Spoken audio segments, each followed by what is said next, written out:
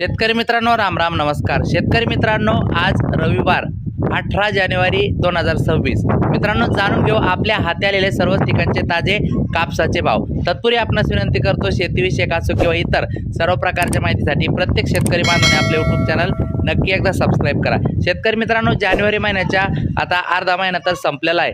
किती टक्के शेतकऱ्याने कापूस विकला, किती टक्के कापूस राहिलेला आहे, कोण शेतकरी अजून भाववाढीची वाट बघताय, कमेंट करून सांगा तुमचे मत त्या ठिकाणी. बघूया कोणाला काय वाटतं ते, आणि एक अंदाज पण येईल आपल्याला की कशा पद्धतीने अजून पुढचं गणित कसं राहील. सुरुवात करतोय मित्रांनो. वरोरा शेगाव जास्तीत जास्त 8,050, हिंगणघाट जास्तीत जास्त 8,355, सिंधी सेलू 8,350, वरोरा 8,100, देऊळगाव राजा 8,150, उमरेड 8,260, अकोला बोरगाव मंजू 8,010, अकोला 8,010, पारशिवनी 8,000, धारणी 6,400, समुद्रपूर 8,100, सावनेर 7,850, केज बीड 8,000 रुपये, धारूर बीड 8,025 रुपये, वसमत परभणी 7,870 रुपये. तर मित्रांनो, हे होते कापसाचे रिअल रिपोर्ट.